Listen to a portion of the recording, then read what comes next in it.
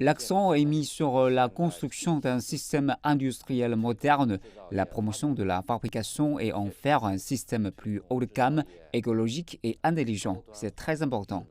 Ce groupe de réflexion du secteur des véhicules électriques prévoit que la Chine abritera 100 millions de voitures à énergie nouvelle d'ici 2030. Ce groupe estime que le statut de la Chine en tant que plus grand marché de véhicules électriques au monde est étroitement lié aux politiques de soutien du gouvernement au cours des 10 dernières années.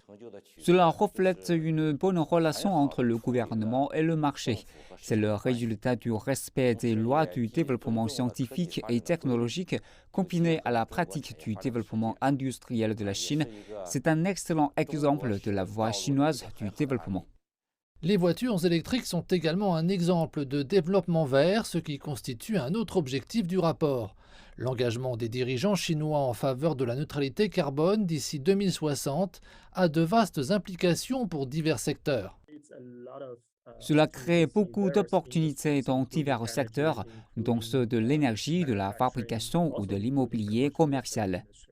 Le prestataire de services immobiliers CBRE a récemment publié un rapport dans lequel sont classées les villes chinoises vertes en fonction de leur consommation d'énergie, de leur environnement, de leur transport et de leurs bâtiments. Cette société a déclaré que le niveau de durabilité sera un indicateur de performance important pour les nouveaux projets immobiliers en Chine.